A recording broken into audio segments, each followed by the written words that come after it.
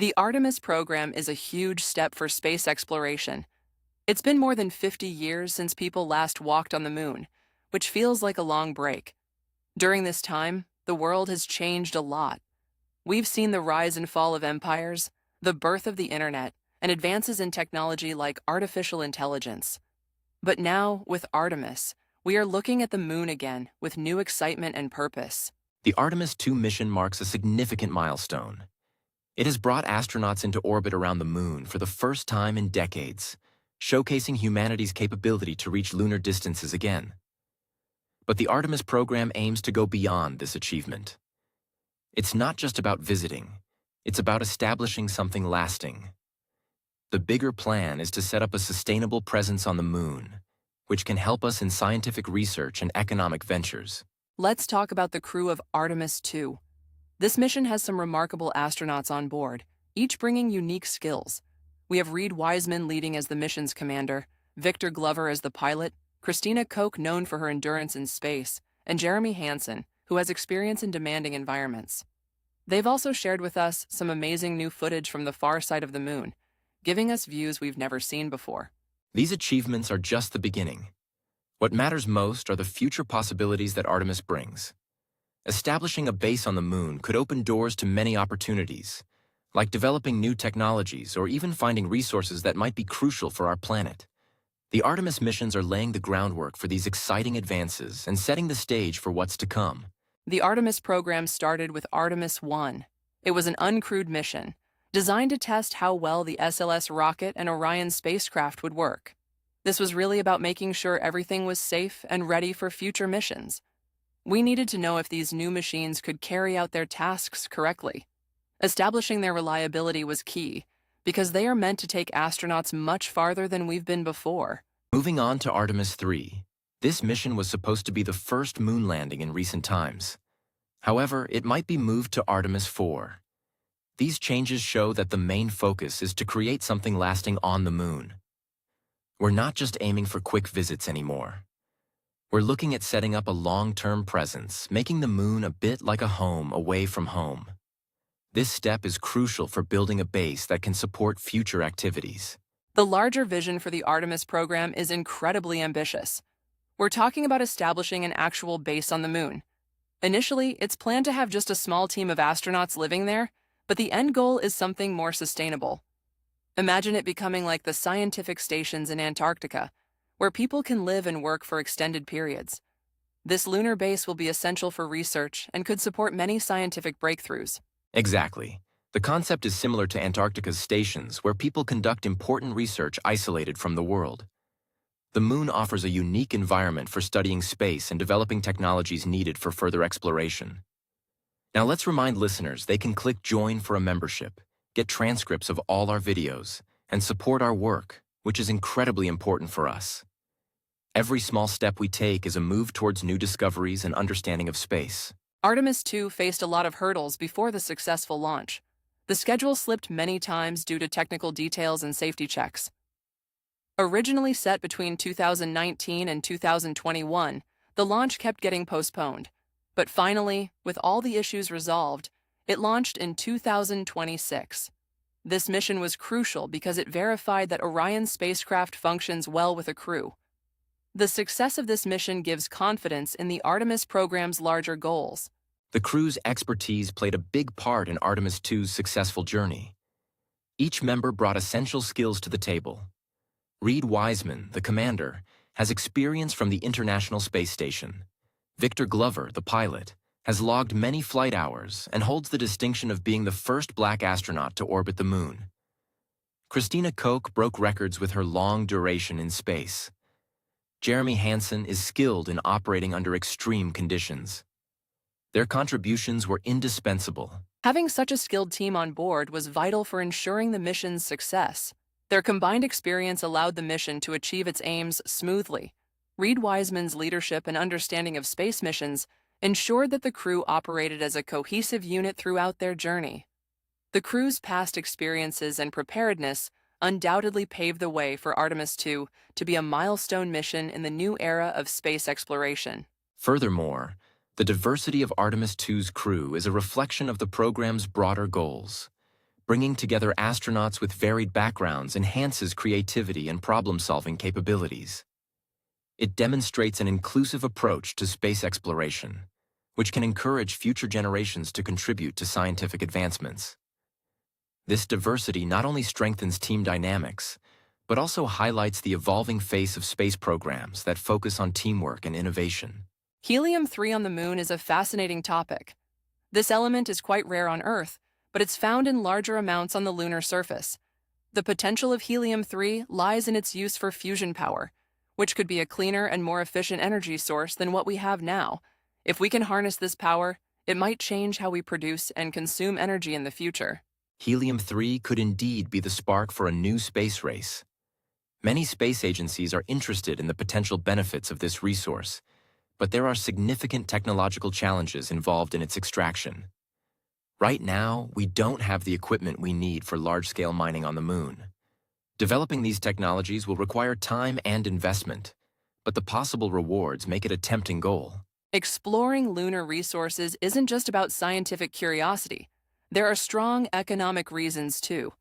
By exploring the moon, companies and countries might find new ways to fuel their economies. If extracting helium-3 or other materials becomes possible, the moon could turn into a valuable asset, providing not just energy but also triggering new business opportunities on Earth. The implications of helium-3 could extend to Earth's energy future in many ways, including its use in future technologies like quantum computing. With helium-3, we could tackle some of the energy demands of these technologies. It can provide the cooling needed in quantum computers, which means it might become a crucial element in technological advancements. Thus, the race for lunar helium-3 could hold a key role in steering the world into a new technological era. The lunar exploration by the US and Soviet Union led us to great developments back in the day. It's fascinating how these nations managed to send spacecraft more than 380,000 kilometers away. However, recent interests have shifted towards the far side and polar regions of the moon. These areas remained untouched during the first moon landings due to communication challenges back then.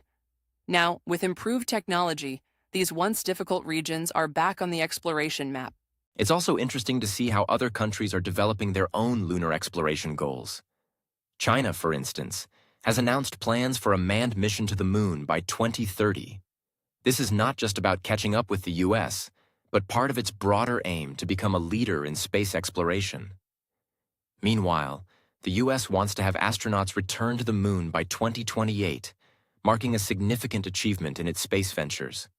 Each of these missions brings us closer to a more comprehensive understanding of the moon's mysteries and potential. NASA's focus on lunar water resources reveals another aspect of this space race. Frozen water on the moon is more than a mere curiosity. It's critical for supporting potential lunar settlements. Having access to water means we could generate oxygen and produce rocket fuel, significantly reducing the need to transport materials from Earth. This prospect opens a new range of possibilities for making long-term human presence on the moon achievable. Lunar resources like water and the materials found in the moon's crust could transform international space competition. It's not a competition purely for pride.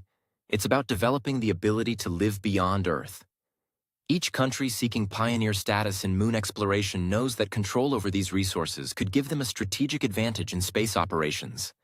As the race brings in more players, working together might become key to human progress in space exploration. Water on the moon holds great importance for lunar missions. It's not just about providing drinking water. Water can be split into hydrogen and oxygen. These two elements are crucial for many operations. Oxygen could supply breathable air for astronauts. Hydrogen and oxygen can also be used as rocket fuel. This means we wouldn't need to bring everything from Earth. It would reduce costs significantly and make lunar missions much more sustainable. Looking ahead, lunar industries could flourish by using resources we find there. Think about extracting materials directly from the moon instead of depending solely on Earth. It could lead to economic growth and innovation. As we start to use these resources, the moon might become a point for visiting other parts of space.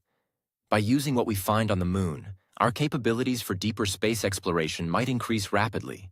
The moon could indeed be a beginning point for more space travel. It offers a chance to learn how to live on another celestial body. This experience will prepare us for future missions beyond the moon, like Mars. Developing technology and processes there will serve as a learning ground. It's about creating a foothold for humanity in space, not just visiting, but staying and expanding our reach in the solar system. But with the use of space resources, there come questions of control and governance. Space has no borders, yet its resources are extremely valuable. Countries and companies are looking to secure their roles in this new arena. The rules set today will have a long-lasting impact. It's a complex issue of power, regulation, and international cooperation. As we continue exploring, it's essential to consider fair and shared governance of these cosmic assets. The deal by Interloon for Helium-3 has opened new questions about lunar governance. This agreement is more than a business transaction. It's a sign of how lunar resources might be controlled in the future. The 2015 law in the United States allows companies to claim resources in space, which could change how we think about property rights on celestial bodies. It's a bold move, but it could set precedents for international laws about space exploitation. Imagining robots mining on the moon might sound like a sci-fi story, but it's becoming real. The economic and strategic value of lunar resources is clear. These operations, envisioned by companies, are about extracting valuable materials with precision. Doing so could make space exploration not just scientifically intriguing, but also profitable. The financial aspects are significant, with the potential to transform the way businesses operate in space. Think about the logistics of robotic operations on the moon. Imagine autonomous machines gathering resources and preparing them for transport to Earth. This vision isn't far off if technological advancements continue at the current pace. It's an effort that requires international cooperation and developments in areas like robotics and AI. Success in these operations could set the stage for commercial ventures on the moon, opening doors to new industries. Potential technological revolutions tied to space resources are immense. The moon could fuel the next big leap in technology, particularly in fields like quantum computing. As we look to the future, space resources could redefine how we address power and energy needs on Earth. Ensuring these resources are managed well is crucial. Their strategic importance cannot be overlooked, as they could drive innovation and competition on a global scale. Stay informed about the exciting developments in lunar exploration by tuning into our upcoming episodes. We will keep you updated on the incredible advancements and breakthroughs in space technology. Make sure to like, comment, and follow our podcast to not miss out on any important updates. Your engagement helps us continue sharing this thrilling journey with you.